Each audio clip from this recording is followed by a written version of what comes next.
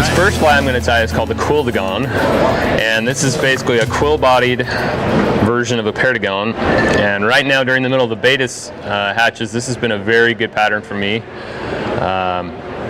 It's kind of a go-to Baetis nymph and or just any other small mayfly.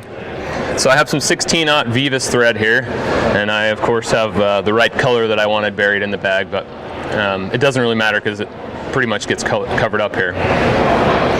So I'm just going to make a thin thread base here, and then I have some Quilldigon, and you could use whatever shade you want. This is a dark Pardo, and I only want to get 3 or 4 strands of this. Any more than that, and the tail is going to be a little bit too overdressed, because remember that all mayflies either have 2 or 3 tails, and if we start having 6 or 7, like you might see in a lot of commercial flies, it looks a little hokey. Plus, it'll slow your sink rate down. So I've got 4 fibers here, and I'm going to use a pinch wrap. So I'm going to go into my fingers here that I'm holding around the hook shank before I put any tension, and then lift up and then apply tension. And what that does is it locks those tails straight on. And I made them a little long, so I'm just going to pull them tight there. Now, if you end up having problems with tails fouling around your hook sometimes during the drift, this is an easy way to fix it. Just take your thread, put it right under it with a little tension, and it'll cock those tail fibers up and away from the hook so they're not fouling around. Okay, so I've tied to the front. I'm going to run to the back again. And this is just a little element of attraction here. So I just have some micro Flashabou. And I'm going to put a little tag at the back of this. And I like to pull that fiber back so that I don't really have to trim any of it off. So just make your first wrap or second wrap, slide it back until it's almost hidden. And then I'm going to take 3 wraps forward with the thread and make 2 to 3 wraps of this tinsel at the back. And that just forms that nice little piece of attraction there, a trigger point at the back of the hook. Okay, so then I have a strip peacock quill, and lots of people strip their own, but I find that to be worth freaking out over, because it just takes way too much time and effort. And I either bleach them and screw them up through the bleaching process, or I sit there with for half an hour with an eraser and want to pull my hair out by the time it's done. So I let the fine people at Polish Quills do it for me instead. And they have a whole bunch of different colors, which are great. Now, the proper way to use this when you're tying a whole bunch of these, take however many you're going to tie and put them in a low bowl of water so they can soak. I pulled this out a few minutes ago and stuck it in my mouth for a second to try and soften it up, but I don't know how soft it's gotten. So you want to get it soft so that it's malleable. Otherwise, these can be kind of brittle at first. And then the other important thing is you want to find the dark edge and the light edge. And if you're tying it in so that it's on the side of the hook where you're at, then the dark edge needs to be down. If you're tying it in on the other side, which is normally what I do, so that the first wrap goes under the body, then the dark edge needs to be up, because it needs to be in back as you make your wraps forward. So I'm just going to pinch wrap at the front there.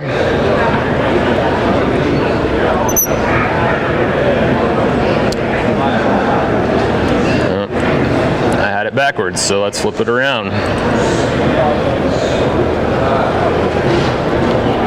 There we go. Okay. It's also not all that bright of a light, so I couldn't see very well. Yeah. We see it great. Yeah. I don't, but then what you want to do is just lay your thread base down. So you're not really having, that quill is very thin, and it's not going to make its own taper. So if you want to build a little bit of a taper under this body, you got to do it with the thread. And then I'm going to use the rotary function to be able to do this. So I put the thread right up front, throw a quick 2-turn whip finish in there, and then just use the vise to wrap this forward. And you want carefully spaced turns so that you see that rib from that peacock quill each time. What you don't want is really tight turns so that they're almost overlapping, and you also don't want really spread out turns, because then you're only going to get a few wraps and there's going to be thread showing underneath. Okay, so then I'm just going to throw a couple of whip finishes in here, mainly just to help build a little bump to look more like a thorax up front. And then we're going to put a wing case in with, oh look, I think my nail polish got left at home. It was right here this morning. Yep, I don't think it made it. So normally I'll throw some nail polish on the top here and let it dry. Black nail polish. But instead what we can do to put a little dark wing pad here, I've got some black thread instead. And I'm just going to make a little black thread bump here.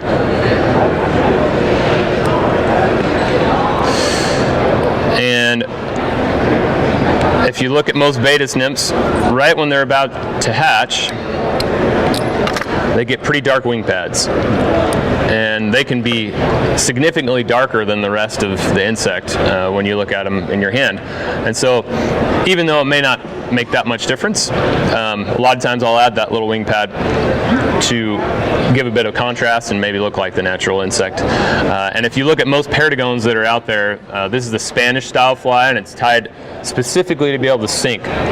Really the only appendage that's slowing anything down is the tails. The rest of the body is all smooth and hard, and I'm going to cover it in resin so it'll sink like a rock. And perdigon in Spanish actually translates to pellet. So a lot of the Spaniards, when they're talking to us about them, they'll talk about them as pellets. But they'll put little dark wing pads on them with nail polish or with Sharpies, things like that. All right, so the only way, the easy way to finish this fly now is just cover it in some resin, and this is Solarez bone dry, and I like this because for a few reasons. Number one, it's really thin, so I don't get a big glob here, and it's easy to apply without adding too much to the body. And then if I get a little bit of too much in one spot, I can just kind of dab it and it'll smooth the body out there.